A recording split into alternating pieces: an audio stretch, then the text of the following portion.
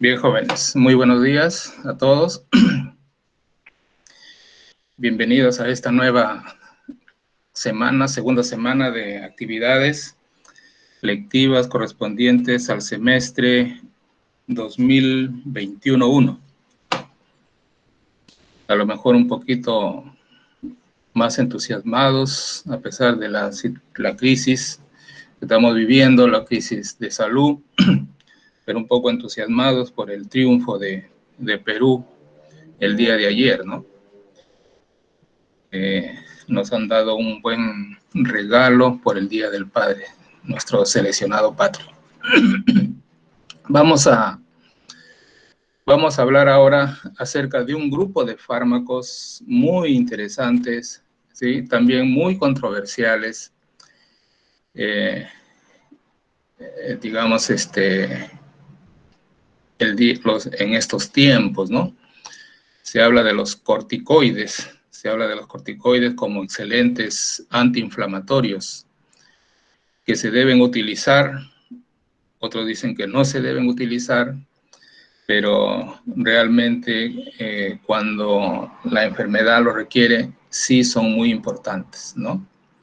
Son sustancias que lógicamente tienen acción, como dice ahí, glucocorticoide, que está relacionado más que todo con el proceso de la inflamación, y también mineralocorticoide, que está relacionado con los procesos de balance hidroelectrolítico en nuestro organismo, ¿no? Uno tiene que ver con la inflamación, con los procesos antiinflamatorios, y dentro de estos procesos antiinflamatorios está la síntesis de prostaglandinas, que son inflamatorias, la síntesis de tromboxanos, que contribuyen a la coagulación sanguínea, la síntesis también de algunas leucotrienos que tienen relación con estados alérgicos, ¿ya? Con estados alérgicos. Entonces, miren la gama de posibilidades de uso de los corticoides. Y en estos tiempos, ¿no? En estos tiempos de pandemia, ha cobrado pues importancia el uso de los glucocorticoides, principalmente en la fase crónica de la enfermedad del COVID-19, ¿no? No más antes, porque ustedes saben que los corticoides, si bien es cierto, son antiinflamatorios importantes, pero están relacionados con la inhibición de los sistemas de defensa del organismo, es decir, deprimen el sistema inmunológico. Entonces, los contenidos de esta clase van a ser una ligera introducción, biosíntesis de las hormonas esteroideas, alguna relación de la estructura química y la actividad de los corticoides, algunos digamos, mecanismos o importancias de la farmacomodulación. Ustedes saben que la farmacomodulación está relacionada con la optimización del fármaco, ¿ya? En el organismo, ¿no? Optimización de sus funciones, de su acción farmacológica. Y cuando hablamos de ello, esta optimización o modulación de la molécula está relacionado con mejorar el efecto y inhibir o disminuir los efectos adversos o tóxicos. Los efectos fisiológicos de los corticoides, su metabolismo, los antagonistas glucocorticoides, también vamos a hablar de la aldosterona, que está relacionada con el balance hidrolítico, relacionada con los minerales, ¿no? La retención de sodio como consecuencia de agua, por eso dice balance, pues se dice mineralocorticoide. Vamos a hablar de los agonistas, algunos agonistas mineralocorticoides, y también algunos antagonistas, ¿no? Ojalá que nos alcance el tiempo para ello, para todo ello. Sin embargo, vamos a hacer un resumen de todo lo que estamos indicando. ¿Se está escuchando bien o no? Sí, profesor, sí se escucha. Sí, profesor, sí se escucha. Muy bien. Entonces, las hormonas esteroideas o corticoides, ¿no? Miren, estos son derivados de los esteroides. Y los esteroides presentan un esqueleto común, ¿no? Un esqueleto común, estructuralmente hablando, que es el peridro, ¿no? Es el peridro, ¿no? Es el peridro. Aquí creo que va. Es el ciclopentano, acá hay un ciclopentano, y esta porción es el fenantreno, ¿no? Ciclopentano fenantreno, podemos decir, pero como está saturado, vamos a decir peridro, ¿no? O sea, todo su perímetro está lleno de hidrógenos, ¿no? No es insaturado. Entonces, corresponde a un esqueleto básico que es el ciclopentano peridrofenantreno. Y estos proceden de la biosíntesis del colesterol. Miren, aquí tenemos el colesterol. Acá tenemos cuántos átomos de carbono. Tenemos 17. La cuenta es de aquí. 1, 2, 3, 4, 5, 6. Perdón, acá. 1, 2, 3, 4, 5, 6, 7, 8, 9, 10. ¿No? 10. 11, 12, 13, 14, 15, 16, 17 átomos de carbono. O sea, en el esqueleto de peridrofenantreno hay 17 átomos de carbono. Sin embargo, en el colesterol, ¿no? En el colesterol hay algunos ya sustituyentes. Como ven acá, yo he tratado de colocar para mayor entendimiento una denominación de cada ciclo como A, B, C, D, ¿no? A, B, C, D. Y aquí su numeración, 1, 2, 3, como ya lo hemos indicado, ¿no? 11, 10, ¿sí? 10, 11, 12, 13, 14, 15, 16, 17. ¿Por qué estamos teniendo, digamos, énfasis en esta numeración?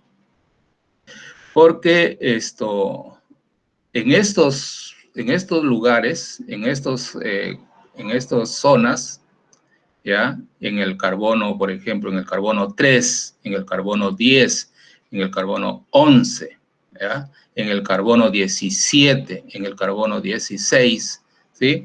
Se van a colocar sustituyentes que son importantes para la actividad biológica, ¿ya? Entonces, ¿cuáles son las funciones del colesterol? Miren, el colesterol, digamos, es el precursor, ¿no? De estas hormonas esteroideas, que son varias, miren. Las funciones del colesterol tienen una función estructural. El colesterol es componente importante de las membranas plasmáticas. Es precursor de las hormonas sexuales, tanto masculinas como la testosterona, como femeninas, como la progesterona y los estrógenos. ¿Sí? A partir del colesterol se sintetizan todas estas sustancias. También es precursor de los corticoides, de las hormonas corticoesteroidales, o sea, de las que vamos a hablar ahorita. Del cortisol principalmente, de la aldosterona, que es el objetivo de esta clase. También es precursor de las sales biliares y también precursor de la vitamina D, ¿no? Del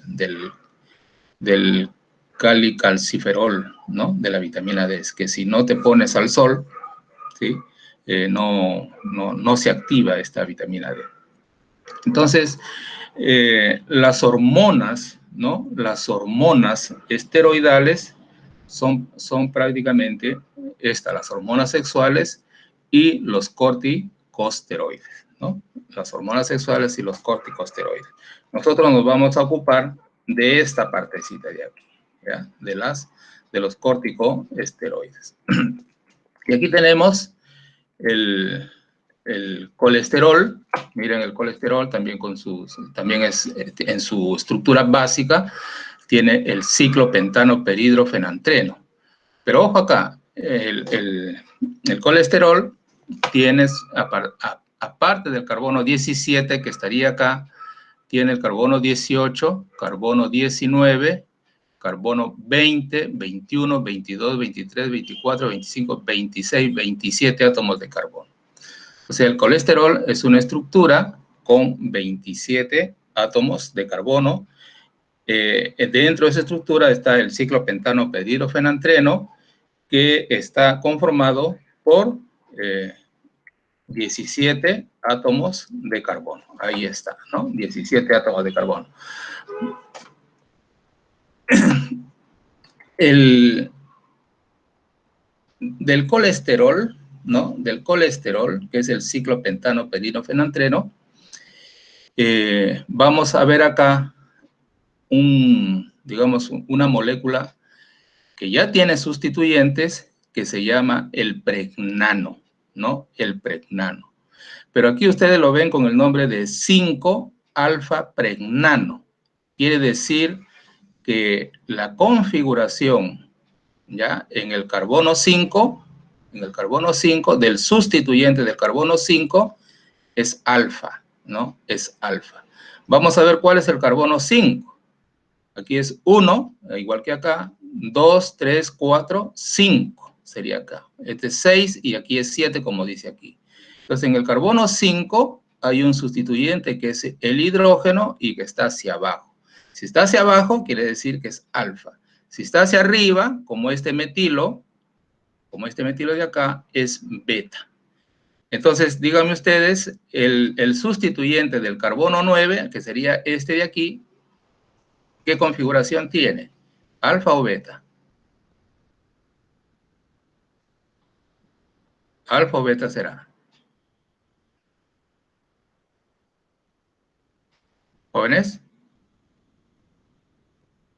Alfa. Alfa, ¿no? Igual que acá, 5 alfa. Este será, ¿qué carbono es este? Lo miramos aquí, este es el carbono 9. El carbono 9, el sustituyente del carbono 9 también es alfa. Aquí tenemos el carbono 14. ¿Qué configuración tiene su hidrógeno? Está hacia abajo, ¿no? Todo lo que está así ¿cómo se llama? En estas como comillas es hacia abajo, ¿ya? Entonces es alfa. Por ejemplo aquí, este metilo, ¿qué numeración tiene el metilo? El metilo está en el carbono 13, ¿no? Pero este metilo tiene la numeración 18, porque aquí es 17 y este es 18. ¿Qué configuración tiene? Si está hacia arriba, beta, ¿no? Si está hacia arriba es beta. Miren aquí, ve. La cadena lateral del carbono 17 está hacia arriba, por lo tanto tiene configuración. ¿Qué configuración? Es beta. Y su sustituyente hidrógeno está hacia abajo, por eso está así punteado. Entonces es alfa. Esa configuración es importante, ¿no?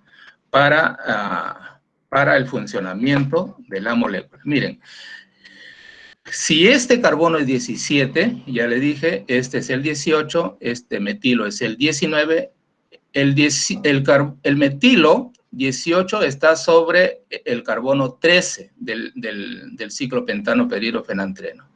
Y el metilo 19 está sobre el carbono 10, que es importantísimo, ¿ya? Y miren, si este es 17, ojo aquí, es 17, este será 18, este será 19, este es el carbono 19, ¿cuál será el 20? El 20 ya corresponde a la cadena lateral, ¿ya? Este será el 20 y este carbono de acá será el 21. Lo que sí, ¿qué es lo que quiero decirles aquí? Que los corticoides tienen su estructura o su esqueleto basado en el pregnano, específicamente con configuración 5-alfa-pregnano, que está constituido por 21 átomos de carbono. Quiere decir que los corticoides, como el como el cortisol, por ejemplo, deben de tener 21 átomos de carbono dentro de su estructura, ¿ya? Y una característica importante es que el carbono 5 es alfa, ¿ya? El carbono 5 es alfa. Por eso estos corticoides corresponden a la serie del 5-alfa-pregnano. Eso grábenlo bien. Los corticoides tienen la estructura básica en el 5-alfa-pregnano, ¿ya? 5-alfa-pregnano. Y su estructura básica es la que ven aquí. 17 beta-etil, ojo, 17 beta-etil, ahí está la configuración beta, 10 beta, 13 beta, dimetil, 10 beta, ¿se acuerdan aquí? 10 beta, 13 beta, dimetil, ciclopentano, perhidrofenantreno. ¿Ya? Esa es la estructura básica de los corticoides. Si ustedes quieren aprenderse la estructura básica de los corticoides, tienen que escribir esta estructura. Este es el esqueleto, ¿ya? Lo que tienen que hacer ahora, lo que va a venir de ahora en adelante es qué grupos funcionales se deben colocar en esa estructura para que funcione como un corticoide, como un antiinflamatorio, ¿ya? Entonces, este es el esqueleto, es como decir, armamos el esqueleto del ser humano, ya simplemente el esqueleto, pero ahora lo vamos a hacer que vea, le ponemos unos ojitos, lo vamos a hacer que hable, bueno, le ponemos su boca así. Bien, entonces miren aquí, jóvenes, la configuración, otra cosa importante para que la molécula pueda interactuar con el receptor, la configuración de los anillos A y B, si el metilo está hacia arriba y el hidrógeno está hacia abajo, sería la configuración trans, ¿no? Sería la configuración trans. Si aquí entre B y C, ¿no? Entre B y C, la unión entre B y C, si un hidrógeno está hacia arriba y el hidrógeno del carbono 9 está hacia abajo, por lo tanto también es trans, porque si estuvieran al mismo lado, fuese cis. Y la configuración C y D, el metilo hacia arriba y el hidrógeno hacia abajo, también es trans. Esa configuración es importante también para la actividad. Aquí tenemos en forma de silla, la misma estructura en forma de silla, ¿no? Miren aquí, configuración trans, configuración también aquí trans. El carbono, el sustituyente que está a nivel del carbono 17 es beta, ¿no? Es beta. Entonces, miren aquí, tiene la estructura del pregnano, ¿no? La estructura del pregnano, este es el pregnano, este también, la misma estructura, tiene 21 átomos de carbono. Es la estructura básica de los corticoides. Si nosotros, como dijimos, le colocamos los grupos funcionales, por eso les hacía ver aquí la numeración. Por ejemplo, ¿qué tenemos en el carbono 3? En el carbono 3 tenemos el carbonilo, ¿no? El carbonilo. En el carbono entre 4 y 5 tenemos un doble enlace. Importante este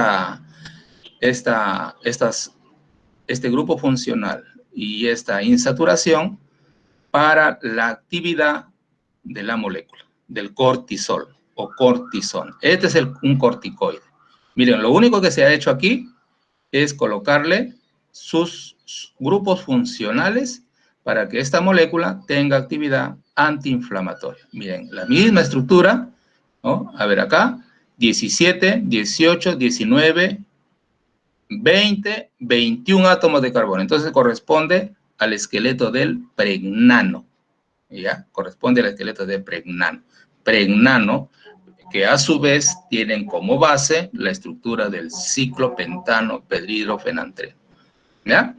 Entonces, ¿en qué carbono está este hidroxilo? Que también es importante para la actividad. ¿Qué carbono es este? Miramos por acá y vemos que esta esquinita corresponde a este. Por lo tanto, este es el carbono. ¿Qué carbono es? 11. 11, ¿no? Carbono, perdón, carbono 11. ¿Qué carbono es este? Donde está aquí el otro carbonilo. Es el carbono 20. Donde está este hidroxilo, ¿qué carbono es? Será el 21, ¿no? El carbono 21 tiene un hidroxilo. Y aquí, ¿qué carbono es este? Donde el hidroxilo está en el carbono 17, ¿no? Carbono 17. Miren, estos sustituyentes, ¿no? Estos sustituyentes son importantes para la actividad biológica. ¿Ya? Entonces, si hacemos un repaso de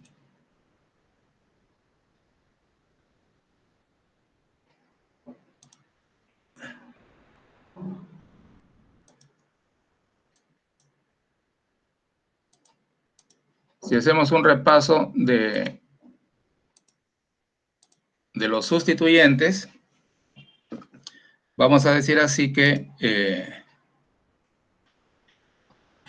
los grupos funcionales importantes para la actividad son el grupo carbonilo de la posición 3, el doble enlace de la posición 4 y 5, el grupo hidroxilo de la posición 11, el grupo carbonilo que está en el carbono 20, el hidroxilo del carbono 21 y el hidroxilo alfa, porque está hacia abajo, de la posición 17, ¿ya? Esta molécula es sintetizada en el organismo a nivel de la corteza suprarrenal. Y esta molécula tiene su acción antiinflamatoria.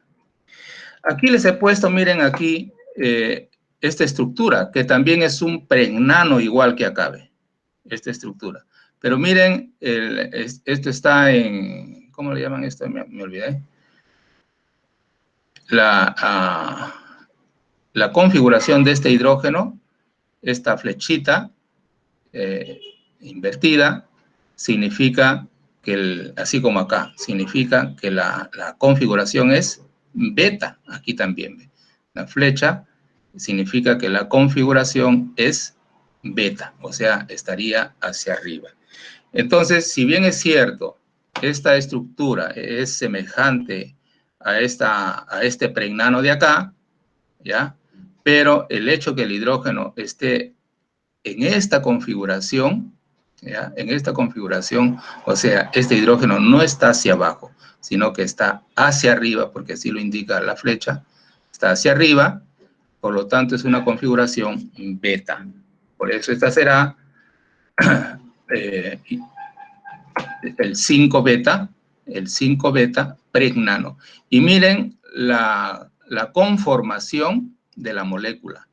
Es totalmente, ya es más o menos en U, totalmente diferente a la conformación, o sea, a cómo ella se acomoda en el espacio, ¿no? Y por lo tanto, esta va a tener otro tipo de receptor, ¿ya? Y este será el 5 beta, miren, el 5, hasta hacia arriba el hidrógeno, el 5 beta pregnano. Y esta 5 beta pregnano corresponde a otro tipo de moléculas, que ustedes saben, la digoxina, que son compuestos cardiotónicos que tienen esta configuración, y también de los ácidos biliares. Entonces, la configuración de los corticoides es el 5-alfa-pregnano, y de estas moléculas digoxinácidos biliares tienen configuración característica que es el 5-beta-pregnano. Pero ambos, ¿no? Ambos son de 21 átomos de carbono, ¿no? ¿Por qué receptores diferentes? Porque conformacionalmente, ¿no? Son diferentes también. Y lógicamente aquí la digoxina tiene otros sustituyentes, ¿ya, no?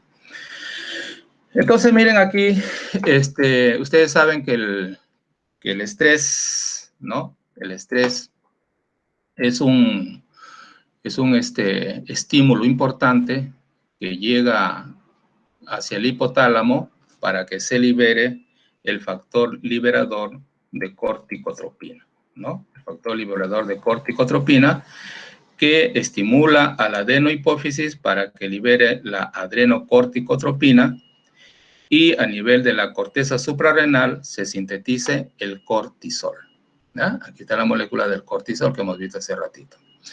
Las funciones principales de este cortisol es que actúa sobre la gluconeogénesis, o sea, la formación de glucosa a partir de sustancias que no son carbohidratos, movilización de proteínas, movilización de grasas, estabilización de los lisosomas, sobre todo disminuyen las enzimas proteolíticas que inducen la inflamación, y finalmente toda esta reacción van a aliviar este problema del estrés. El estrés puede ser físico, puede ser mental, puede ser hipoglicémico, puede ser frío, puede ser dolor, ¿ya? Todos estos generan toda esta liberación, o una infección también. Cuando el cortisol tiene concentraciones ya, digamos, suficientes, se incrementa, hay un proceso de feedback, ¿no? Para que se inhibe, por un lado, la producción del factor liberador de corticotropina a nivel del hipotálamo y a nivel de la adenohipófisis también, para que se inhiba la formación de la adrenocorticotropina. Entonces, el cortisol ejerce estas funciones, que son los efectos para disminuir, ¿no?, la inflamación. Estabiliza las membranas lisosómicas, ¿ya? Reduce la permeabilidad de los capilares. En un proceso de inflamación hay vasodilatación, ¿no? Hay vasodilatación, y en consecuencia hay salida de exudados. Miren, y esto es importante en el problema del COVID. Hay salida de exudados, ¿no? De los capilares, y por eso es que los pulmones se inflaman. Se forma ahí una película a nivel de los alvéolos de líquidos por el exudado, por la vasodilatación, ¿ah? Y en consecuencia de ello hay dificultad para el intercambio gaseoso, ¿no? Para el intercambio gaseoso, y por eso es que la persona tiene asfixia, siente que le falta el oxígeno, ¿no? Justamente porque hay digamos, vasodilatación. El corticoide lo que hace es inhibir esa vasodilatación. Y también hay liberación de los leucocitos en la zona inflamada. Y hay producción de lógicamente los leucocitos, la inflamación se da por la síntesis de las prostaglandinas y de los leucotrienos, que vamos a ver más adelante. Y estos cuadros, inclusive la inducción del sistema inmunológico, que son las citoquinas, traen como consecuencia lo que se conoce hoy en el problema del COVID, la tormenta de citoquinas, que finalmente terminan complicando el cuadro inflamatorio a nivel de los pulmones de los pacientes y dificultando este intercambio gaseoso, que finalmente los conduce a asfixia, ¿no? Entonces, en esos cuadros son importantes la aplicación de los corticoides. Antes no, porque reducen al sistema o inhiben al sistema inmunológico. inhiben al sistema inmunológico. Entonces, y el COVID lo que hace es, te ataca y te deprime el sistema inmunológico, ¿no? Te deprime tu mecanismo de defensa. Por eso que hay muchas pacientes que pasa la etapa de los 14 días, que es lo que más o menos dura el proceso de esta infección viral, ¿sí? Pero en su proceso de recuperación muchas veces permanece en el hospital y contrae otro microorganismo patógeno, que ya no es el COVID, sino otro microorganismo patógeno, y lo comienza a atacar. Lo ataca, ¿sí? Lo ataca y a veces hasta se van de alta, pero se van con su bacteria, ¿no? Con su bacteria patógena, que en condiciones normales no le causaría ningún problema, pero como su sistema inmunológico está deprimido y el paciente se está recuperando, se agrava, ¿sí? Se complica su situación. Miren, después de haber salido del alta inclusive, retorna al hospital y muchas veces ya no lo sacan más, ¿no? Bien, entonces los corticoides se sintetizan en la corteza suprarrenal. Miren, aquí está el riñón, en una cosita insignificante, cómo produce tantas sustancias, ¿no? La glándula suprarrenal. La glándula suprarrenal está dividida en la corteza, ¿sí? Y en la médula suprarrenal. Aquí está la estructura de la glándula. Aquí tenemos la parte de la corteza y aquí tenemos la parte de la médula. Pero miren aquí, en la parte superior está el tejido conjuntivo, aquí la zona glomerulosa, la zona fascicular, la zona reticular, ¿ya? La zona glomerulosa es la que secreta, hacia la parte prácticamente superior, la aldosterona. La aldosterona también es un corticoide de tipo mineralocorticoide. Esta induce la reabsorción de sodio y la salida de potasio, ¿no? La zona fascicular, que es la zona prácticamente intermedia, secreta, ¿sí?, el cortisol, ¿no? O sea, el glucocorticoide. Aquí el mineralocorticoide y aquí el glucocorticoide, que incrementa la formación de glucosa, o sea, por el proceso de gluconeogénesis, promueve la lipólisis, promueve también la formación de proteínas estructurales, las enzimas, etcétera, etcétera, y interviene también en el crecimiento y la fijación del calcio al hueso.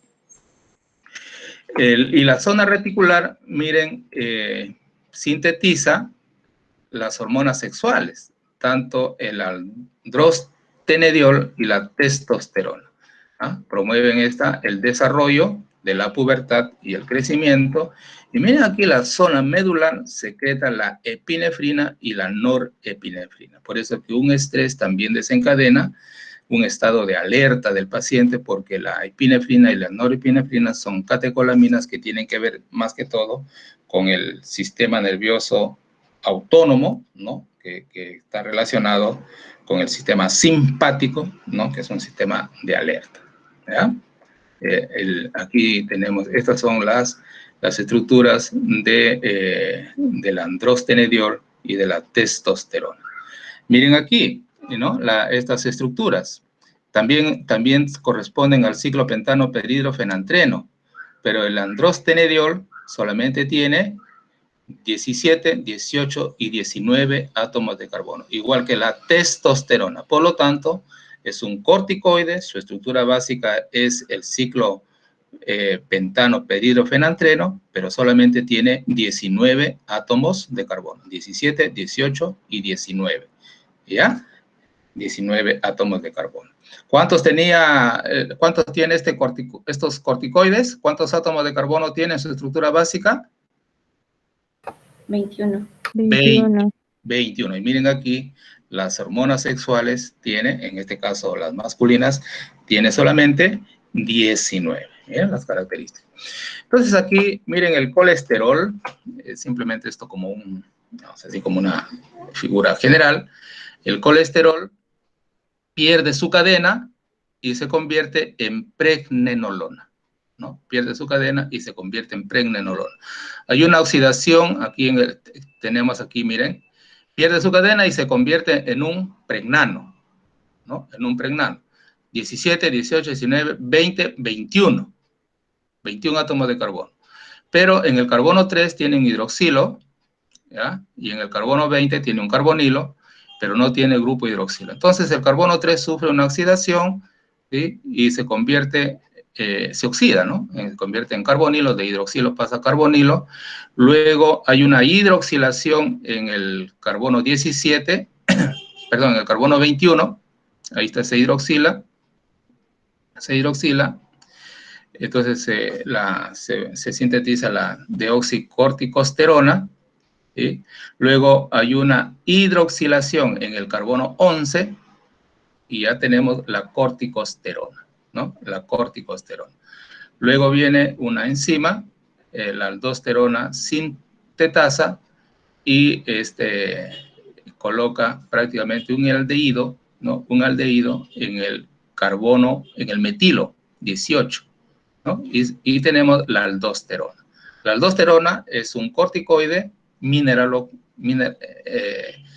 que tiene que ver con el balance hidrolítico, por lo tanto es un mineralocorticoide. Por otro lado, tanto la progesterona, mira aquí, tanto la progesterona que se ha sintetizado a partir de la pregnenolona, como también la 17-alfa-hidroxipregnenolona, 17-alfa-hidroxi porque hay una 17-hidroxilasa aquí, ¿ya? Ambas se pueden convertir en 17-hidroxiprogesterona, ¿no? 17-hidroxiprogesterona, y la acción de esta enzima coloca un grupo hidroxilo en el carbono 21, ¿ya? Y tenemos finalmente un hidroxilo por ataque de esta enzima, la 11 beta hidroxilasa, por eso siempre les decía, ojo con la posición 11, ¿ya? Coloca un hidroxilo y tenemos sintetizado el cortisol, ¿ya? El cortisol que hemos visto que es la estructura natural que tiene la acción antiinflamatoria. ¿Cuántos carbonos tiene? ¿Cuántos átomos de carbono tiene? 17, 18, 19, 20, 21. El cortisol. La aldosterona, 17, 18, 19, 20, 21. 21 átomos de carbono. Corresponden entonces a la estructura básica del pregnano, ¿no? Como vemos acá. Y vamos a ver, y entonces son los mineralocorticoides y aquí los glucocorticoides. Pero como está, aquí tenemos la progesterona es una hormona sexual femenina, ¿no? La progesterona es una hormona sexual femenina, también tiene la misma estructura, ¿no? Por lo tanto, la estructura básica del pregnano no solamente corresponde a las estructuras de los mineralocorticoides y los de glucocorticoides, sino también a la estructura básica de los progestágenos, ¿ya? De los progestágenos. Y miren aquí, si continúa la síntesis, lo vamos a ver en otras clases más adelante, continúa la síntesis, finalmente se obtiene la testosterona, miren, la testosterona. Y la testosterona, como ya hemos visto, tiene solamente 19 átomos de carbono, 17, 18, 19. Que tiene, lógicamente, ya no tiene los grupos funcionales que tiene esta, pero esos 19 átomos de carbono les da, digamos, la naturaleza que se denomina el androstano, ¿no? Viene de andrógenos, el androstano. Miren, a partir de estos metabolitos que son la androstenediona y la testosterona, se obtiene la estrona, ¿no? Y en el hígado hay un proceso, acá hay un proceso de aromatización, y en el hígado se obtiene el estriol, y en el caso de la testosterona, ¿sí? Se obtiene finalmente por la aromatización de este anillo A de la testosterona, se obtiene el estradiol, 2 hormonas sexuales femeninas. Pero ya no tiene el carbono 19, ya no tiene este carbono 19, solamente tiene 17 y 18. Por lo tanto, corresponde a otra categoría de corticoides que son el estrano, de 18 átomos de carbono, el estrano. Entonces, en síntesis, el pregnano es la estructura básica de los progestágenos, como en el caso, su representante, la progesterona, de los mineralocorticoides, su representante, la aldosterona, de los glucocorticoides, su representante es el cortisol, todos ellos son de 21 átomos de carbono. Del androstano, su representante es la testosterona, 19 átomos de carbono, y de los estrógenos, ¿no? De los estrógenos, su representante es el estradiol, la estrona, con 18 átomos de carbono. Todos ellos son corticoides y se derivan del colesterol. ¿Quién dice que el colesterol es malo? ¿No? Miren la importancia del colesterol.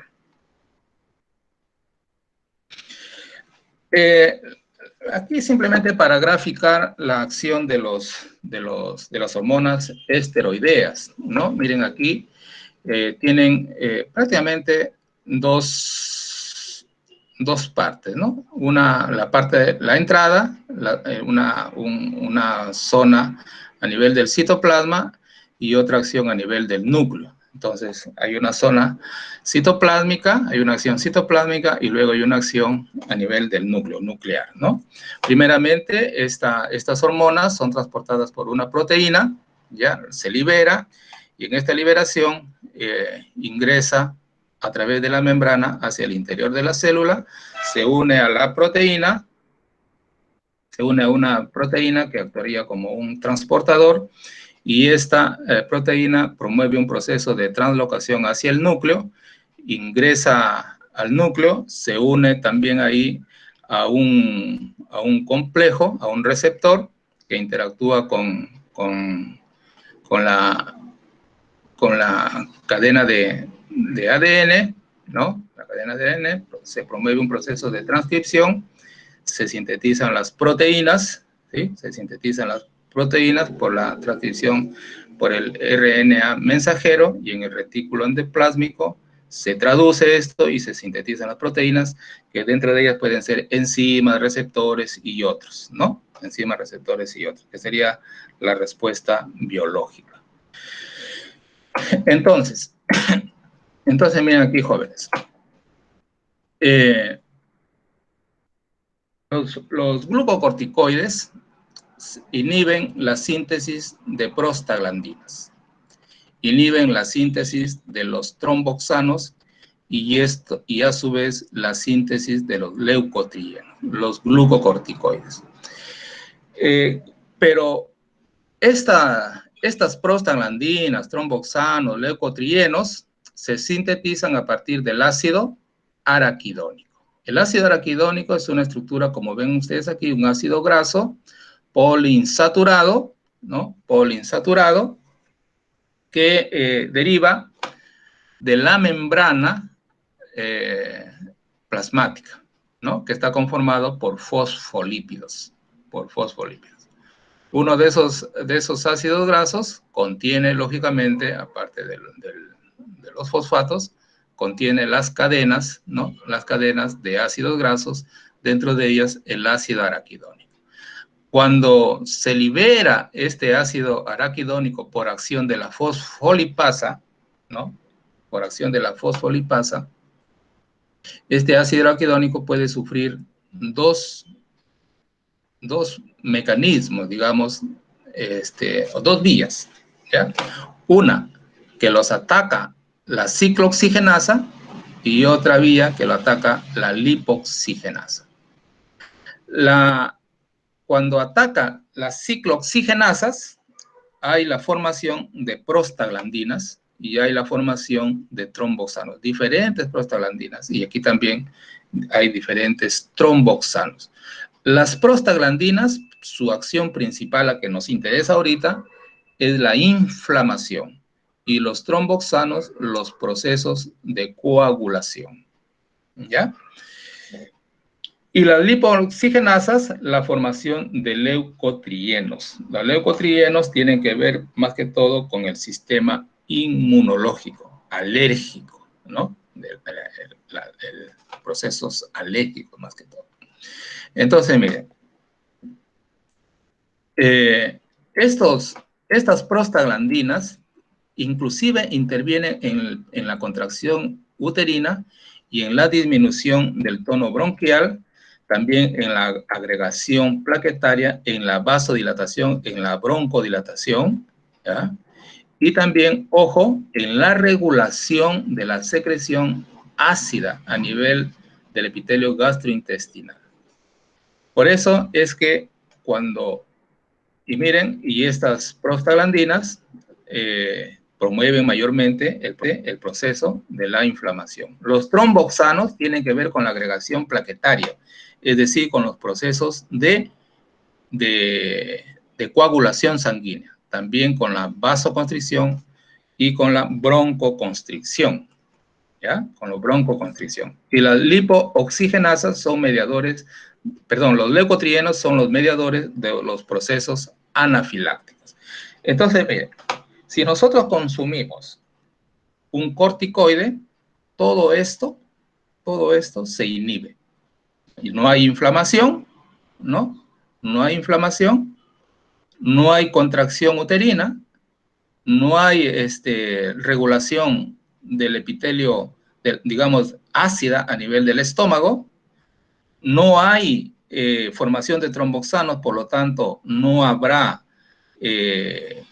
coagulación sanguínea, ¿ya? No habrá coagulación sanguínea, y los procesos anafilácticos, o sea, alérgicos, también se inhiben, ¿ya? También se inhiben. Entonces, estos leucotrienos, ojo, tienen que ver con el broncoespasmo, con la vasoconstricción, con la incremento de la permeabilidad. Por aquí nosotros ya podemos ver las acciones de los corticoides, porque el corticoide lo que va a hacer es inhibir a la fosfolipasa 2. Y si se inhibe, no habrá inflamación, no hay regulación de la secreción ácida a nivel del estómago, por lo tanto, uno se puede irritar, puede haber hasta gastritis, no hay coagulación, ¿no? No hay coagulación, que esa es otra acción importante de los antiinflamatorios, digamos, en el tratamiento del COVID, porque dice que se forman, en un proceso de COVID, se forman microtrombos. Microtrombos quiere decir hay obstrucción de los microtúbulos, ¿no? Por lo tanto, no hay pasaje de la sangre, ¿no? Y si no hay pasaje de la sangre, no hay intercambio del CO2 con el oxígeno a nivel de los alvéolos. Y por eso es que aquí, si se consumen el cortisol, en este caso la dexametasona, la prednisolona, como lo indican los terapeutas, entonces no hay inflamación, no hay la vasodilatación, no hay exudados, no hay tromboxanos, no se forman los microtrombos y el paciente tiende a recuperarse, ¿no? Entonces se inhibe eso. Y miren, en el caso de los AINES también, ¿no? La aspirina dicen que también es importante. Si no hay, si la aspirina, ¿no? O el ibuprofeno también inhibe a esta ciclooxigenasa, no habrá inflamación, por eso la aspirina y los AINES, el ibuprofeno, el naproxeno, etcétera, son antiinflamatorios, y en consecuencia tampoco no habrá la formación de tromboxanos, por lo tanto no habrá la agregación plaquetaria, no habrá coagulación, y este es un tratamiento también importante en el caso del COVID, ¿no? Por eso dice, también se recomienda en la primera fase consumir aspirina, ¿no? Para contrarrestar esta acción. Bien, aquí la inflamación produce daño tisular, ¿no? Miren, hay liberación de adrenalina, hay liberación de histamina y de los mediadores químicos que producen isquemia, ¿no? Por la vasoconstricción, por lo tanto hay palidez ¿ya? La histamina y los mediadores químicos producen la vasodilatación, por lo tanto hay calor, hiperemia, ¿no? Calor, la zona inflamada generalmente es caliente. Esa vasodilatación promueve una presión hidrostática y congestión, por lo tanto hay rubor, hay enrojecimiento, hay permeabilidad, por lo tanto hay edema, ¿no? Hay acúmulo de líquido, por lo tanto hay un tumor, ¿no? Hay un tumor característico y lógicamente también hay dolor, ¿no? Como consecuencia de ruptura de las membranas, de los fosfolípidos, del endotelio, de la síntesis de prostaglandinas y de los mediadores químicos, por lo tanto hay dolor.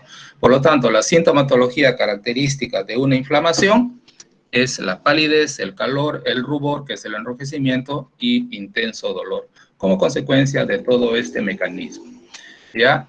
Miren aquí, como hay esta digamos, migración de todos estos elementos, plaquetas, glóbulos blancos, glóbulos rojos, ¿no? Mayor exudado, plasma, a nivel de los vasitos, esta fricción entre los glóbulos rojos y las plaquetas se apilan, ¿no? En masas compactas y pueden terminar en coagulación intravascular y trombosis, ¿no? Y trombosis, que este es el problema, ¿no? De falta de intercambio gaseoso, es el problema que puede ocasionar el COVID, ¿no? El COVID-19. Por ello es que es importante el tratamiento con los corticoides. Los efectos principales, entonces, de los corticoides son que tienen una acción antiinflamatoria, ¿no? Inhiben la formación de los leucotrienos, por lo tanto es antialérgico, y ambos efectos derivan de la inhibición de la biosíntesis del ácido araquidónico, ¿no? El ácido araquidónico, ¿qué cosa es? Precursor de las prostaglandinas y de los leucotrienos. Entonces, los glucocorticoides son inhibidores de la fosfolipasa 2, que ya hemos visto, que intervienen en la hidrólisis de los fosfolípidos de la membrana para dar ácido araquidónico. Estamos haciendo un repaso. Al inhibirse la liberación del ácido araquidónico, se bloquea, ¿no? O se inhibe o disminuye la biosíntesis de los mediadores de la inflamación, o sea, de las prostaglandinas, y de los mediadores de los procesos anafilácticos, o sea, los leucotrienos. Sin embargo, ustedes saben que hay efectos secundarios, ¿no? Hay efectos secundarios de los glucocorticoides. El efecto es mineralocorticoide, que promueve la retención de sodio y la excreción de potasio. Esto a su vez produce edema, ¿no? Produce edema. Hay efecto inmunosupresor, mayor riesgo de la infección. Aquí les decía las complicaciones del caso del COVID, ¿no? Hay ausencia de los signos de la infección, porque una infección es como un mecanismo de defensa del organismo, ¿no? Entonces, perdón, la inflamación es un mecanismo de defensa del organismo. Si no hay infección, digamos, uno cree que no tiene nada, ¿no? Si no hay inflamación.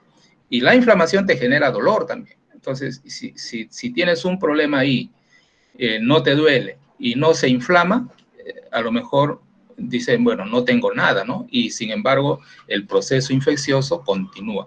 Por eso dice, hay ausencia. Cuando tú tomas, en este caso, un antiinflamatorio, te genera ausencia de los signos de infección. Por eso te dice, no consuma antiinflamatorios, porque se enmascara la enfermedad. No sé si me estoy dejando entender. Por eso no se deben consumir los antiinflamatorios al comienzo, ¿no?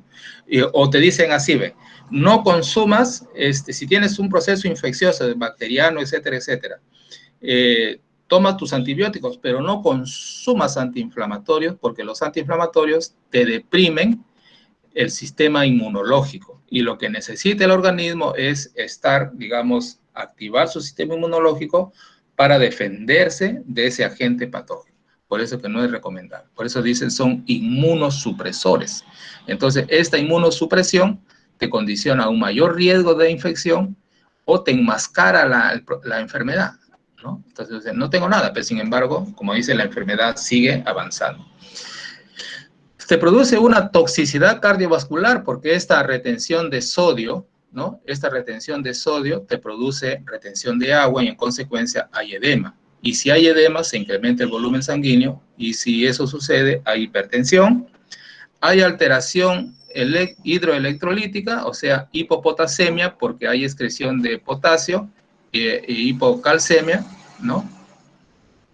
Y también hay alteración de la piel. La piel es frágil, con equimosis, estrías, que son síntomas característicos del síndrome de Cushing, ¿no? Hay equimosis, hay edemas, ¿sí? Hay una movilización desordenada de los lípidos, etcétera, que se conoce como síndrome de Cushing, como consecuencia del uso de los corticoides, ¿no? Del uso de los corticoides. Por tanto, los corticoides no son de elección para tratamientos crónicos. O sea, uno no puede tomar corticoides, por ejemplo, por tiempos prolongados, ¿no? Porque el riesgo es de padecer de todos estos, digamos, efectos secundarios. Vamos a ver ahorita algunas relaciones con la estructura química. Aquí tenemos el 5-alfa-pregnano, ¿no? La estructura del 5-alfa-pregnano. Y aquí tenemos los sustituyentes que nos dan lugar a la hidrocortisona. Ahí están nuevamente la numeración, ¿ya? Para tenerlo en cuenta y no olvidarnos cuando tengamos que hacer la relación con la estructura química y la actividad, ¿no? Carbono 1, carbono 3, 4, 5, 6, 7, 8, 9, 10. En el 10 tenemos el metilo, ¿no?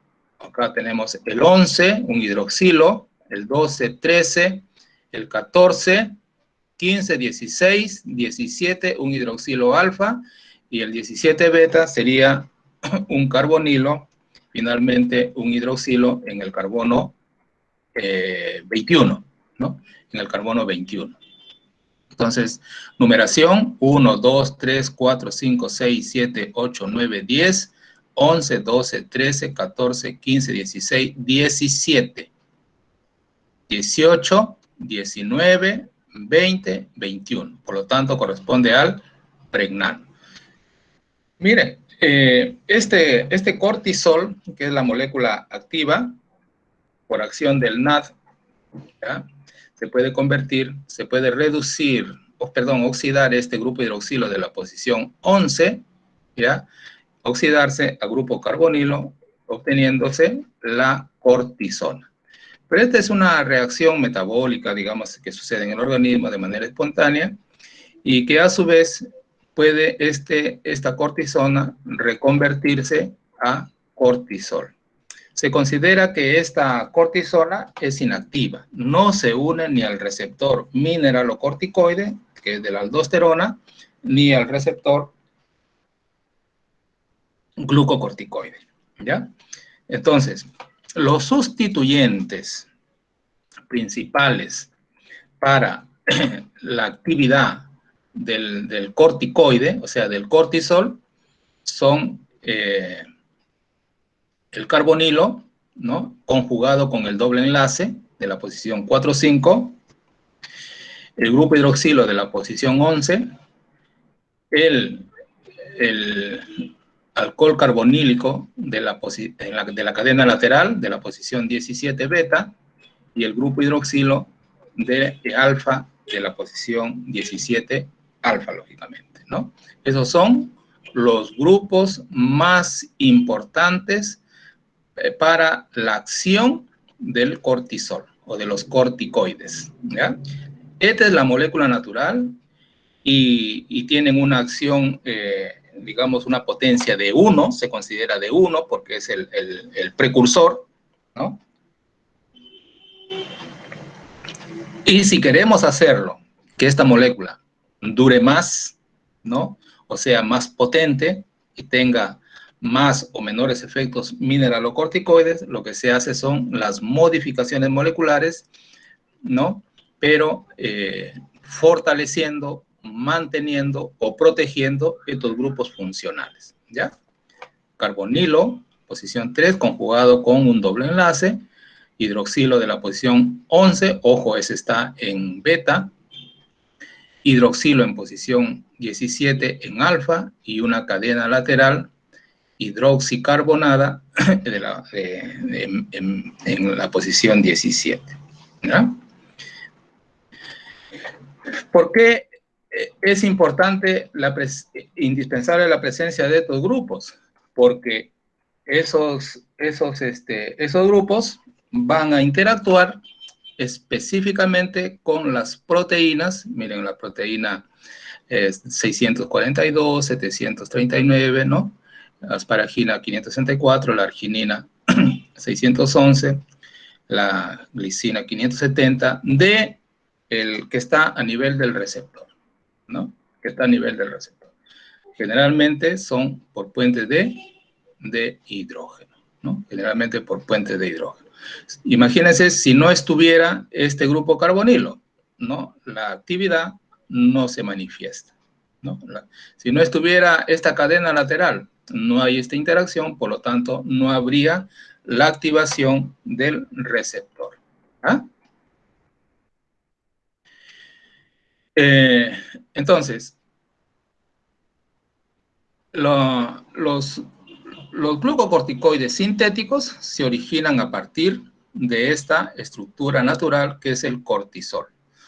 Todos se modifican por una deshidrogenación a nivel, dice aquí, del carbono 1 y 2. Aquí está el carbono 1, carbono 2. Si nosotros colocamos un doble enlace aquí, digamos, la estabilidad, lógicamente, aumenta. Ustedes saben que la aromatización, aquí, por ejemplo, el anillo aromático estabiliza la molécula por un proceso de resonancia, ¿no? Si aquí colocamos, si no hubiera este doble enlace, este grupo funcional carbonilo sería más susceptible, digamos, sería más reactivo, más susceptible de reaccionar. Pero ustedes saben que aquí hay una deslocalización, acá hay deficiencia de electrones y este doble enlace, ¿no? Cede sus electrones, ¿no? Estos electrones ceden aquí y saturan esta deficiencia electrónica aquí, que sería blanco de ataque de una sustancia nucleofílica, ¿no? Pero si coloco acá un doble enlace adicional, la estabilidad, lógicamente, que aumenta, ¿no? De la molécula aumenta, porque habría mayor conjugación. Entonces, aumenta la estabilidad y también, mire, aumenta la potencia. Y la eficacia, lógicamente, del fármaco. Las halogenaciones que pueden darse, generalmente se dan en el carbono 9, en el carbono 6, ¿no? Y las metilaciones adicionales mejoran aún más la interacción con el receptor.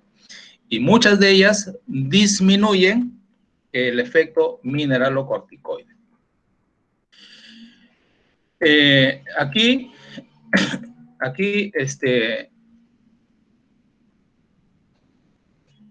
ustedes saben de que hay una interconversión, como ya hemos dicho, entre el cortisol y la cortisona. El cortisol es la estructura que ven acá, que la única diferencia con la cortisona es que el cortisol tiene un grupo hidroxilo en el carbono 11 y, lógicamente, allá hay un hidrógeno.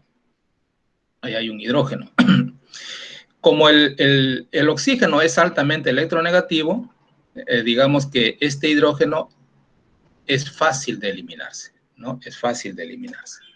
Y si se elimina, ¿no? Porque los electrones son atraídos por este oxígeno que es altamente electronegativo, más de 3.5, ¿no? Y frente al hidrógeno que apenas es 1. Entonces, este enlace tiende a romperse, ¿no? Esta unión con el hidrógeno tiende a romperse. Y eso aprovecha el nicotina adenín dinucleótido oxidado, ¿no? Para quitar este hidrógeno. Al quitarse este hidrógeno, prácticamente el par de electrones que está sin compartir del oxígeno satura esta deficiencia de electrones aquí del carbono y se libera ese hidrógeno y se convierte en la cortisona. Hemos visto que la cortisona, aunque ahí le dan alguna actividad, pero otros autores dicen que es una molécula que no tiene afinidad por el receptor. Pero luego esto se puede reconvertir, ¿no? Porque el NAD, que está aquí reducido, otra vez puede introducir por una deslocalización acá su hidrógeno, ¿no? En este carbono, y este recupera el hidrógeno que ha perdido y nuevamente pasa a activarse como cortisol. Entonces ahí hay una interconversión natural de esta molécula promovida, ¿no? Por esta enzima que es la 11-beta hidroxiesteroide deshidrogenasa. El metabolismo del cortisol, ¿no? Y aquí está cómo se metaboliza rápido. Lo que hay que buscar es que la molécula permanezca por más tiempo, ¿no? Dentro del organismo. Miren la oxidación, en primer lugar, la reducción del doble enlace, el metabolito este es inactivo, la cortisona es inactiva, y también esa reducción por una acción del 3-alfa hidroxiesteroide deshidrogenasa, este carbonilo se convierte a grupo hidroxilo, que es el metabolito también inactivo y es el metabolito principal, ¿no? El metabolito principal. Todos son metabolitos inactivos, ¿no? Entonces, lo que se busca es evitar estos procesos metabólicos. En la farmacomodulación se busca es que esta molécula sea más estable, ¿no? Que no se oxide aquí, que no se sature este doble enlace, ¿no? Que no se sature, sino permanezca, porque miren, la saturación de este doble enlace conduce a que este carbonilo, que era indispensable para la actividad, se convierta en hidroxilo y se genere este urocortisol, que es una molécula inactiva, ¿no? Inactiva. Entonces, ¿qué es lo que se trata de hacer con los procesos de farmacomodulación? Proteger estos grupos que lo hacen a la molécula lábil. Entonces, aquí tenemos nuevamente la estructura básica. Disculpen que tengo que tomar agüita, porque hablar, también un poco que será por los años que ya tengo en esto. Entonces, las modificaciones moleculares, aquí tenemos la estructura básica, digamos, de la molécula. Ojo, carbono 3, doble enlace, hidroxilo en carbono 11, ¿qué más? Carbono 17, el carbonilo en el 20, aquí un oxígeno en el 21, ¿ya? Es el pregnano, y el oxígeno hidroxilo en el carbono 17 y en alfa. Miren, acá también se puede, significa que se puede sustituir en la posición 16, se puede sustituir, este sería el carbono 9, y se puede sustituir en el carbono 6. Vamos a ver cuáles son las ventajas de estas sustituciones. Entonces, el objetivo de las modificaciones moleculares, ¿cuál es? Incrementar la potencia antiinflamatoria y reducir los efectos mineralocorticoides. ¿Por qué hay que reducir los efectos mineralocorticoides? Para que generalmente no nos produzcan retención de electrolitos, no nos produzcan retención de agua y en consecuencia no nos genere este cuadro de edema. Entonces, aquí estoy señalando, no sé si se ven, ¿están ahí, jóvenes? ¿Nos estamos entendiendo o no? ¿Jóvenes? Sí, profesor. ¿Estamos bien? Sí, profesor, todo bien. Muy bien. Entonces, miren, aquí estamos señalando los grupos principales para la acción antiinflamatoria de los corticoides. Primeramente, el doble enlace en la posición 4 y 5, ¿no? El doble enlace en la posición 4 o 5. Y el carbonilo, ¿no? Es esencial para la actividad glucocorticoide y mineralocorticoide. Y hemos visto, la acción glucocorticoide está relacionada con la acción antiinflamatoria y la acción mineralocorticoide está relacionada con la retención de los electrolitos y en consecuencia de agua y la generación del edema, ¿no? Entonces, este es esencial porque ya dijimos que esto estabiliza a este grupo carbonilo, ¿no? Porque viene aquí una reductasa, reduce este doble enlace, introduce los hidrógenos y este grupo carbonilo se vuelve más lábil, ¿no? Más susceptible a un proceso de modificación, ¿no? Biológica. El grupo hidroxilo en beta es importante para la acción glucocorticoide, ¿ya? Este te promueve ambas acciones, ¿ya? Pero el grupo hidroxilo es importante para la acción solamente glucocorticoide. El hidroxilo del carbono 21 es importante para la acción mineralocorticoide, ¿ya? Y también este se puede esterificar para la obtención de profármacos ésteres, ¿no? Si bloqueamos este con un éster, si bloqueamos este hidroxilo con un éster, prácticamente la molécula un poco que se inactiva. ¿Por qué? Porque se pierde la posibilidad de que este grupo interactúe con ese aminoácido que hemos visto en su receptor. Entonces, una esterificación aquí generalmente genera profármacos, ¿no? Pero los ésteres ustedes saben que se pueden hidrolizar y en el organismo se activa la molécula. Por eso es un profármaco. El grupo hidroxilo de la posición 17 y en alfa es requerimiento opcional para la actividad glucocorticoide. Ya, es opcional. Por acá tenemos, ojo, el doble enlace entre el carbono 1 y 2, que hemos dicho estabiliza a este anillo A, estabiliza a esta porción de la estructura, ¿no? No lo hace susceptible a la metabolización, lo estabiliza por una mayor resonancia. Y mire, incrementa la potencia glucocorticoide en aproximadamente 4 veces, ¿no? El ejemplo de la prednisona, y hace que el metabolismo sea más lento de esta molécula. Pues este grupo, la mayoría de los derivados de los corticoides tienen un doble enlace aquí. ¿Qué más? Los sustituyentes, como ya les dije, a nivel del carbono 9 y del carbono 6 aquí, ¿ya? Generalmente son halógenos, generalmente se coloca flúor, ¿no? Se coloca flúor. Incrementan la potencia glucocorticoide y mineralocorticoide. Miren, cuando se coloca un flúor en 9 alfa, o sea, aquí en la posición 9, se obtiene la fludrocortisona. Miren cuánto se incrementó la potencia. La de arriba es glucocorticoide, ¿ya? Y la de abajo es mineralocorticoide. ¿Cuánto se incrementó la potencia glucocorticoide? De 1 se incrementó a 10, pero la potencia mineralocorticoide de 1 se incrementó a 125, solamente por colocar este flúor en esta posición. Sin embargo, ¿qué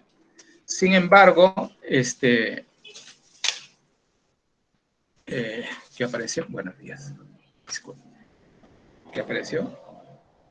Ahí está. Sin embargo, bueno, aquí saltamos acá. La esterificación, ¿no? La esterificación de este grupo hidroxilo generalmente son para obtener esteroides de acción tópica, porque lógicamente le dan mayor naturaleza lipofílica, como por ejemplo el valerato de betametasona. Aquí se pueden colocar también, ya sea grupos metilos. Miren, la metilación a este nivel, que puede ser acá hay 2 hidrógenos, un hidrógeno está hacia arriba y otro hidrógeno está hacia abajo, uno es beta, el otro es alfa. Cuando se sustituye en beta, se obtiene la betametasona. Y cuando se coloca en alfa, se obtiene la dexametasona, ¿no? Los antiinflamatorios más importantes que tenemos ahorita. Esta metilación en este carbono 16 incrementa en forma muy importante, en 30 veces, vamos a decir así, la actividad glucocorticoide. Y ojo aquí, anula la actividad mineralocorticoide. O sea, un sustituyente aquí, un metilo, ya sea en beta o en alfa, incrementa en 30 veces la acción antiinflamatoria, ¿ya? O sea, la acción glucocorticoide, y anula por completo la actividad mineralocorticoide, ¿ya? O sea, no hay retención de electrolitos, por lo tanto no habrá retención de agua, ¿ya? Este es el caso de la dexametasona y el caso de la betametasona. La dexametasona, que mucho se utiliza, ¿no? Ahorita. Y miren, aquí también se puede hidroxilar, o sea, si no se coloca los metilos, hay otro grupo de moléculas que colocan, mediante otra farmacomodulación, digamos que la estructura se le puede hacer más polar. Esta sería una con metilo más lipofílica, más polar, se le coloca un grupo hidroxilo, y se obtiene la triancinolona, que también es mucho más potente que las anteriores, pero menos potente que la dexametasona. Además, ya con dos grupos hidroxilos, el de aquí y este, se puede acetilar, ¿no? Con un acetónido, y se obtiene un compuesto también para acción tópica. Y cuando se coloca aquí finalmente en carbono 6, un metilo, ojo, se incrementa la actividad glucocorticoide y disminuye la actividad mineralocorticoide. Miren aquí, en 5 veces el metilo aquí, en 5 veces, y aquí la actividad mineralocorticoide se disminuye a 0,5 veces. El cortisol tiene actividad 1. Ahora, aquí se puede colocar, ojo jóvenes, aquí se puede colocar un halógeno. Un halógeno. Este halógeno, ¿por qué incrementa la potencia y la estabilidad de la molécula? Porque aquí puede haber una resonancia, ¿ya? Aquí puede haber una resonancia. Se queda aquí deficiente de electrones, es decir, aquí hay carga positiva. Este doble enlace migra, ¿no? Migra, satura esta deficiencia electrónica aquí, y aquí se queda prácticamente como un carbocatión, ¿no? Y es susceptible de ataque de una alfa reductasa para saturar este doble enlace, ¿no? Y la molécula, como ustedes han visto, se metaboliza rápidamente. ¿Qué cosa es lo que hace el flúor? Ustedes saben que los halógenos son inductores de electrones. Cuando hay esta resonancia, esta se queda positivo, y el flúor estabiliza por inducción de electrones esta deficiencia electrónica. ¿Cuál es la consecuencia de eso? ¿Cuál es el efecto? La mayor estabilidad de la molécula, ¿no? La mayor potencia, ¿no? La mayor duración de la molécula. Eso cuando se coloca flúor, ¿ya? Cuando se coloca un metilo, ¿no? Aquí, cuando se coloca un metilo, igual hay una protección, pero ya no por inducción electrónica, sino por un efecto estérico. Por un efecto estérico. Porque aquí las alfa reductasas, como ustedes saben, son moléculas que tratan de introducir, pero el metilo, aquí, como en este caso, ¿ya? De la 6-alfa metilprednisolona, produciría el metilo, acá repito, un impedimento estérico para evitar el ataque a este nivel. Entonces, el flúor estabiliza la molécula por un proceso de inducción electrónica, estabiliza este grupo carbonilo, y el metilo lo hace por un mecanismo de impedimento estérico. ¿Estamos, jóvenes? Entonces, esto es lo relacionado al SAR, o sea, la relación estructura química actividad. Entonces, miren aquí el cortisol, ya, lo que hemos visto hace ratito y que hemos hecho las modificaciones, tiene una potencia 1, acción antiinflamatoria sobre 1, ¿no? Dosis 20 miligramos.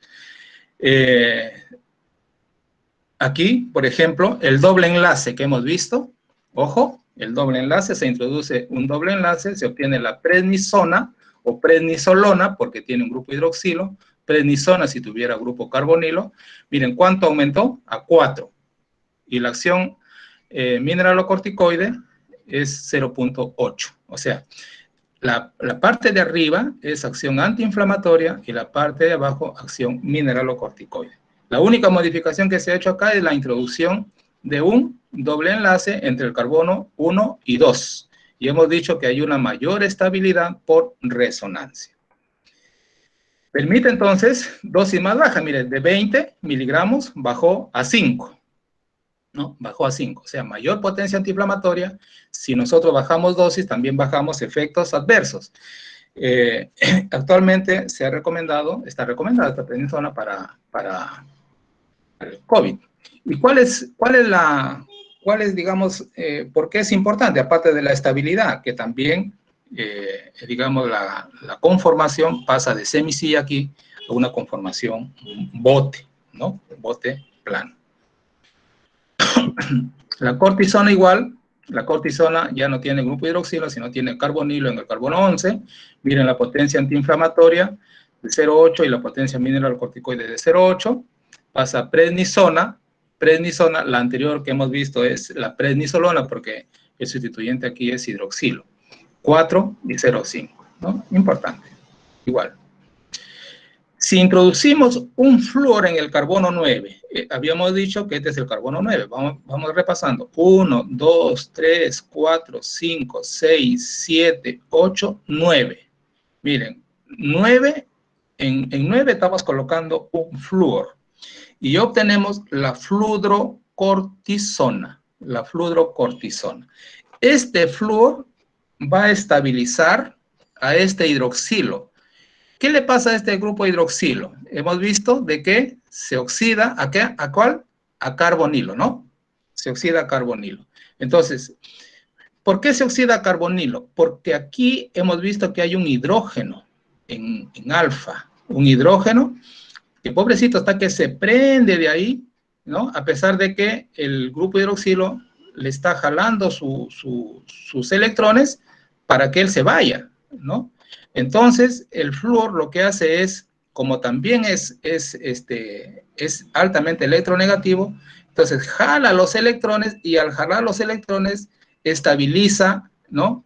El par de electrones que está compartiendo con el hidrógeno, ¿no? Y al hacerlo así, este grupo hidroxilo se mantiene, ¿no? Se mantiene. Y miren ahí, la potencia se incrementa, pero también se potencia la acción mineralocorticoide. La dosis equivalente con el cortisol es de 2 miligramos. Usted utiliza 20 miligramos de cortisol y si cambia a fludrocortisona, utiliza la 10ª parte. Importante, ¿no? Importante. Ahora, la introducción de flúor en el carbono 6-alfa, o sea, aquí, en el carbono 6-alfa. Ojo, aquí bueno, se ha introducido también el metilo, ¿no? El metilo y aquí un doble enlace. El cortisol no tiene este metilo. Pero miren la importancia. La importancia de esto. Se obtiene la parametasona. Este flúor inhibe la acción mineralocorticoide. Anula la acción mineralocorticoide. Pero también potencia, ojo, potencia el efecto antiinflamatorio, porque ya hemos dicho que produce un efecto inductivo a este carbono para evitar la metabolización del carbonilo. Ahí tenemos la parametasona. ¿Estamos bien, jóvenes? El resto de la molécula es igual a excepción de aquí hay un grupo metilo. Ahí está, ¿no? Y ahí está la inducción del flúor. Aquí está la inducción, generada por la electronegatividad del flúor que estabiliza a este hidroxilo. Y aquí la inducción, el efecto inductivo, ¿no? Electrónico del flúor que va a estabilizar a esta parte de la molécula, ¿no? Al grupo carbonilo conjugado con el doble enlace. Porque acá hay una resonancia natural, ¿no?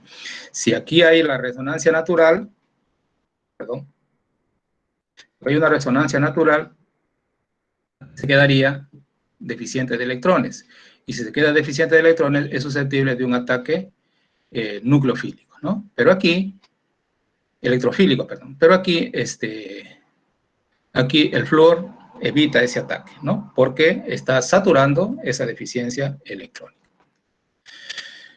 Introducción de metilo en el carbono 16-alfa o beta, ¿no? Incrementa la potencia antiinflamatoria. O sea, aquí en el carbono 16. Este es carbono 16. No se olviden, aquí es 11, 12, 13, 14, 15, 16, 17. Metilo en 16. ¿Ya? Metilo en 16. Incrementa la potencia antiinflamatoria, ¿no? Antiinflamatoria.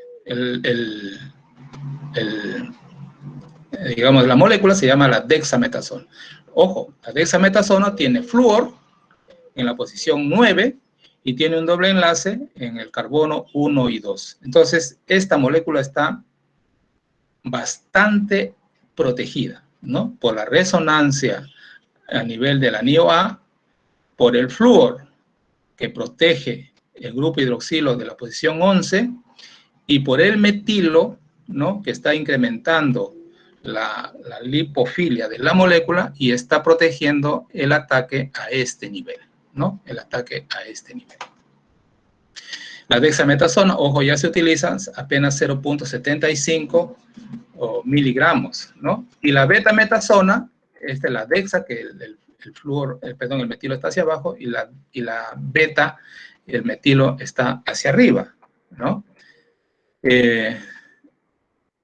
Estos metilos, además hemos dicho, que si este flúor incrementa el efecto mineralocorticoide, miren, con el metilo prácticamente anula el efecto mineralocorticoide. O sea, estos metilos a este nivel, por un lado, incrementan la potencia antiinflamatoria, pero por otro lado también anulan el efecto mineralocorticoide. Por eso es que mayormente estas moléculas son de elección por su potencia y por menor efecto adverso en relación a la formación de edema. Pero eso no quiere decir que no genere ese efecto. Lógicamente, el uso crónico o el uso, digamos, prolongado, al final te genera un efecto mineralocorticoide o te genera edema, ¿no? Miren la potencia, 25 y aquí en beta el efecto es mayor, 25 a 30. Efecto mineralocorticoide, 0, ¿no? Efecto mineralocorticoide, 0. Tenemos aquí la dexametasona, ¿no? Ahorita muy usada. Y por otro lado tenemos la betametasona, ¿no? Introducción de hidroxilo en el carbono 16. Ya no es metilo, sino es hidroxilo. Se obtiene la triancinolona. Miren, este hidroxilo, o sea, no solamente el metilo inhibe la acción mineralocorticoide, sino también el hidroxilo inhibe la acción mineralocorticoide. 5 a 0, ¿no? Acción antiinflamatoria 5, acción mineralocorticoide 0. Pero este hidroxilo de la posición 16, contiguo, ya sería un glicol, ¿no? Contiguo al hidroxilo de la posición 17, se puede utilizar también para mejorar, digamos, la obtención de derivados que pueden ser más lipofílicos, ¿no? Como este caso, miren, la acetona, ustedes saben, acá hay una resonancia natural, y cualquiera de estos grupos hidroxilos que tienen un par de electrones aquí, pueden atacar en este carbono que se está volviendo deficiente de electrones. Al atacarlo, ahí hay un proceso, digamos, de mecanismo de introducción de esta acetona, se convierte en un acetónido, ¿no? En un acetónido, en un cetal cíclico, que mejora la lipofilia de la molécula, obteniéndose la cetonida de triancinolona. Aquí tenemos la triancinolona y aquí tenemos su acetonida de triancinolona.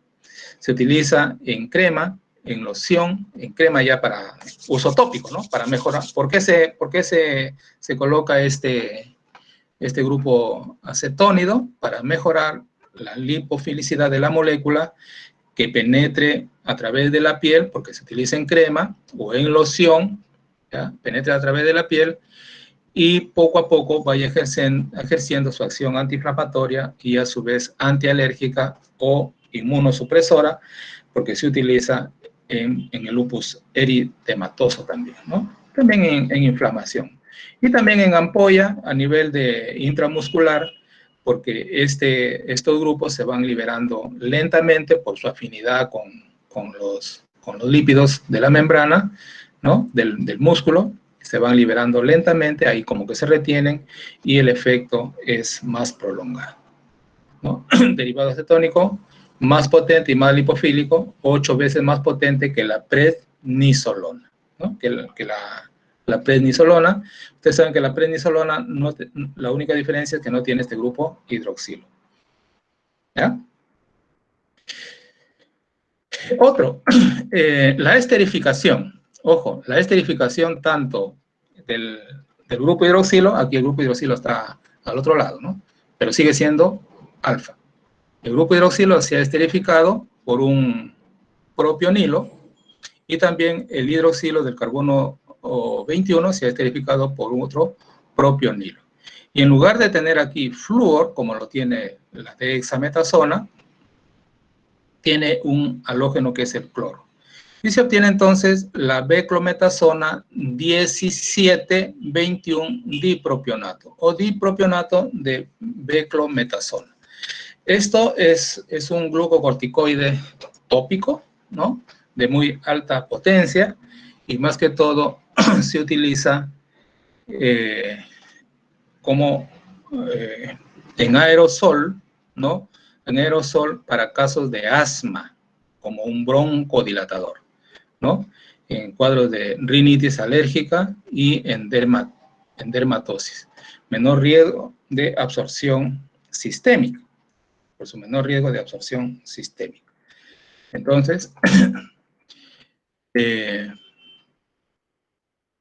lógicamente es un profármaco, ¿no? Lógicamente es un profármaco. O sea, si los grupos importantes para la actividad eran, ¿se acuerdan? Eran aquí el hidroxilo, ¿no? Del carbono 21 y el hidroxilo del carbono 16 debían estar libres, esterificados, lógicamente, que esta molécula es inactiva, porque no, en esa forma no va a interactuar adecuadamente con el receptor. Entonces, los ésteres son lábiles, ¿no? Los ésteres son lábiles, se genera ahí una reacción, digamos, una conjugación interna, la electronegatividad del oxígeno hace que se genere aquí un carbocatión, ¿no? Hay un ataque del agua y finalmente la esterasa a nivel del pulmón libera a la beclometasona monopropionato y luego libera a la beclometasona como tal, ¿no? Y esta molécula ya tendría actividad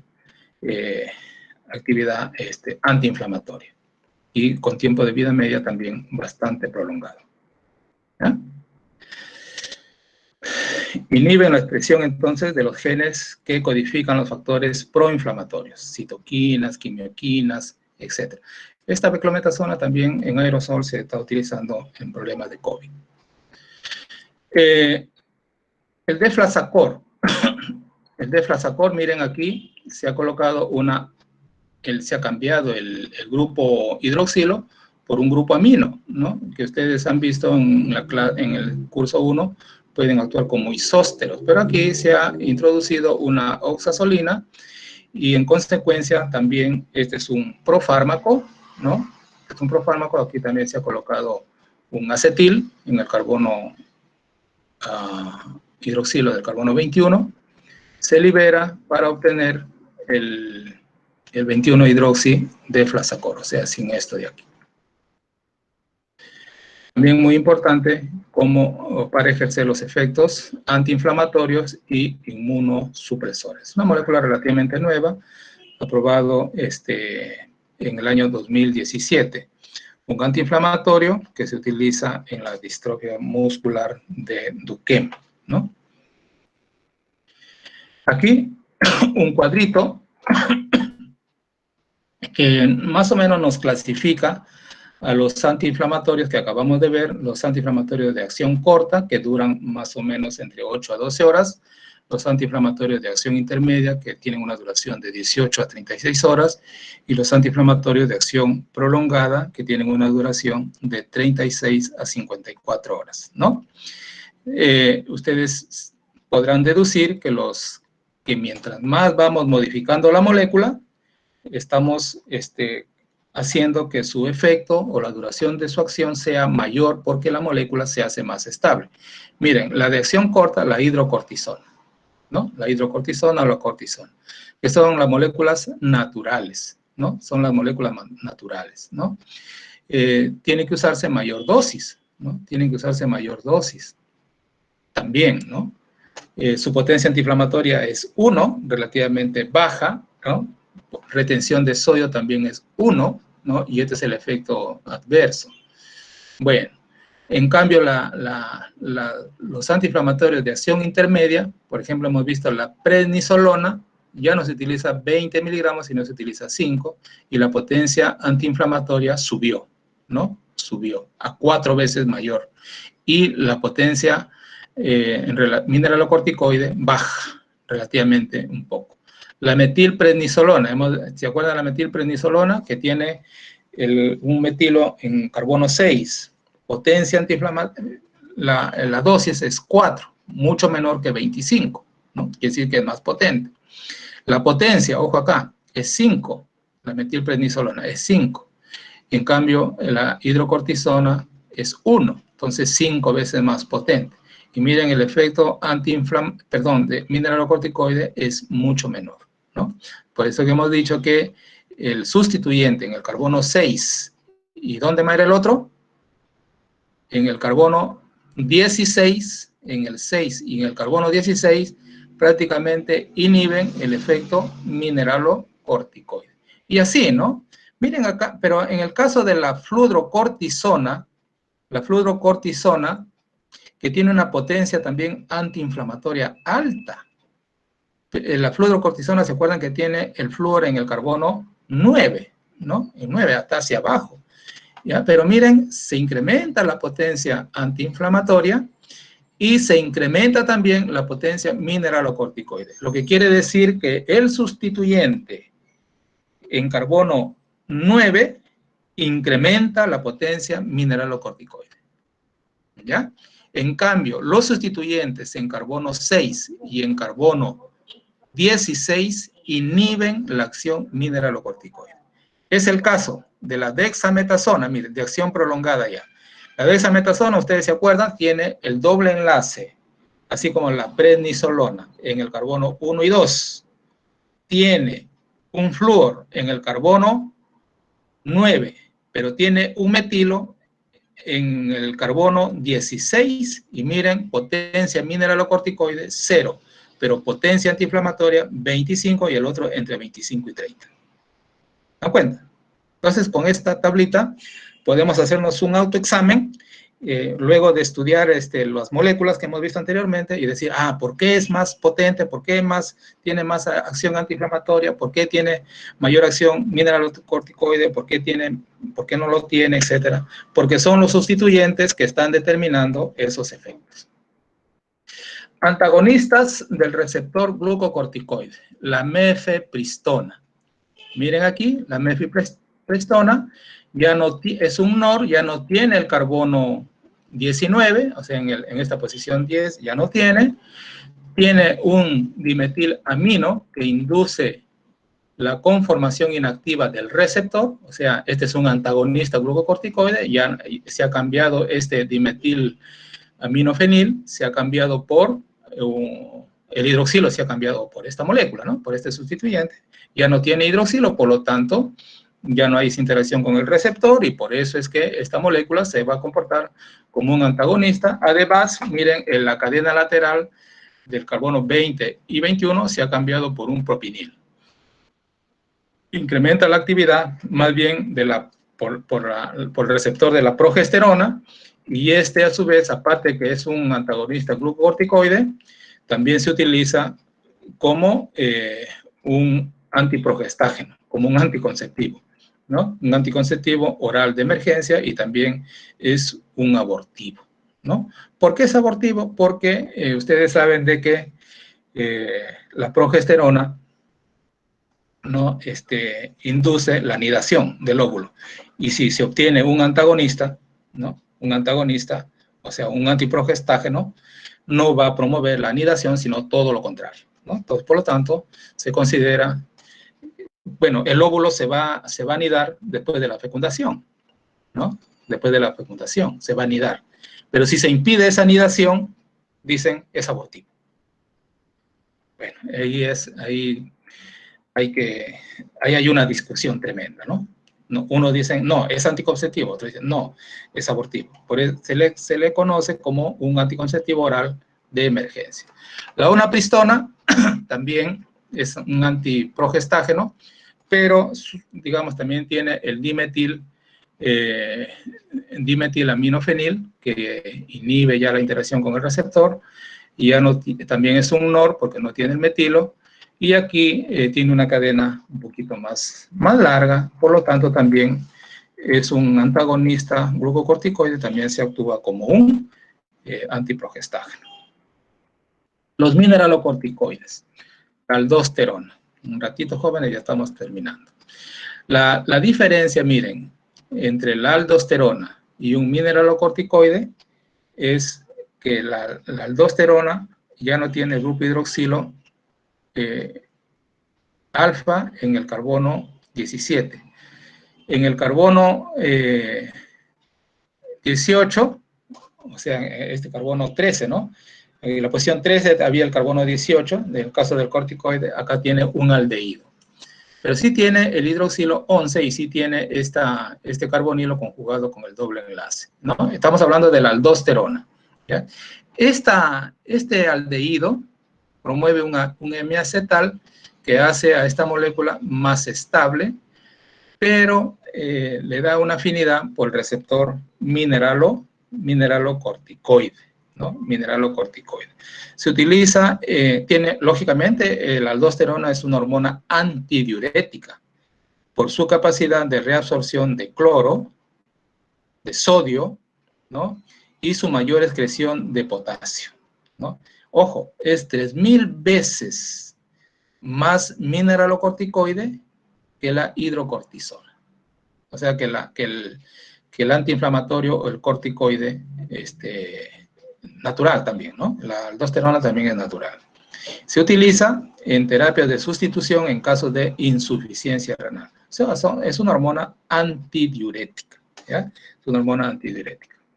Metabolismo, es el que ustedes ven ahí, se conjuga con el ácido glucurónico, ¿no? Se conjuga con el ácido glucurónico y se excreta como tal, ¿no? Un agonista de la aldosterona, ya hemos visto, es la fludrocortisona, ¿no? La diferencia con la cortisona es que tiene un flúor en la posición 9. Miren, o sea, tiene potencia antiinflamatoria más alta que el cortisol y una potencia mineralocorticoide también mucho más alta, ¿no?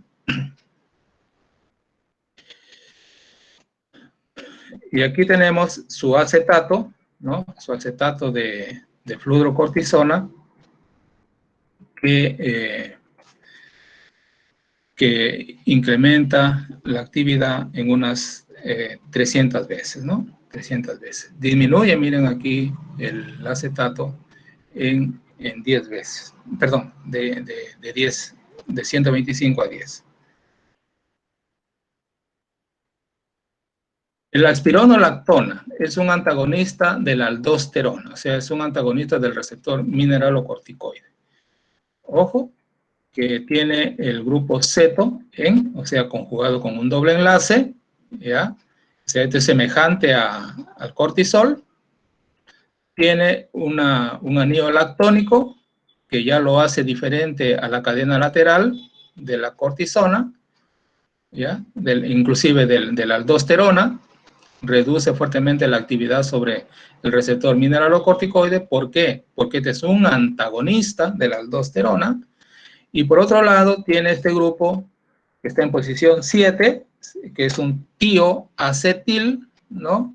Que incrementa la actividad de inactivar al receptor mineralocorticoide, ¿no? Por lo tanto, este es un antagonista de la aldosterona. Su metabolismo, miren, tienen aquí, hay ruptura de la cadena que genera un metabolito prácticamente activo, ¿no? Pero en menor actividad. Se utiliza en el tratamiento del edema, ¿no? Del edema por un hiperaldosteronismo. O sea, la aldosterona, un incremento, digamos, patológico del funcionamiento de la médula, de la corteza adrenal, ¿ya? Va a producir una alta concentración de la aldosterona. La aldosterona es una hormona antidiurética, va a retener agua y en consecuencia va a generar edema. Un fármaco para contrarrestar eso sería la espironolactona, ¿ya? Pero pueden producir hipercalcemia, o sea, incremento de potasio, ¿no? Porque la aldosterona lo que hace es excretar, y hace el efecto contrario de retener, ¿no? Que puede ser fatal y puede generar debilidad y calambres, etc. La esperonona, otro antagonista, es más o menos semejante, pero acá se ha cambiado por el otro era un tioacetil, el otro, este es un acetil, ¿no? Y además tiene un epoxi entre el carbono 9 y 11, ¿no? El carbono 9 y 11, la esperonona. Su metabolismo, ahí prácticamente son hidroxilaciones. Hidroxilaciones, ¿no? Hidroxilaciones a nivel del carbono 6, acá no está, a nivel del carbono de la lactona, etcétera, ¿no? Son metabolitos prácticamente inactivos. El cortisol, los efectos colaterales es que incrementa el metabolismo de los hidratos de carbono y puede producir una gluconeogenia, ¿sí? Se eleva a menudo la glucosa en 6 a 10 veces, pudiendo inducir una diabetes suprarrenal. Hay movilización de los ácidos grasos y miren lo que genera el síndrome de Cushing, una prácticamente movilización desordenada de las grasas y el edema como consecuencia de su acción de retención de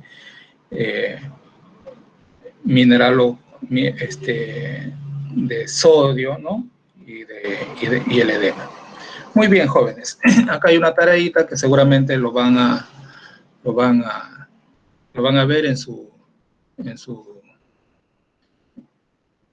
plataforma, ¿ya? Aquí se le dan las estructuras, ¿ya?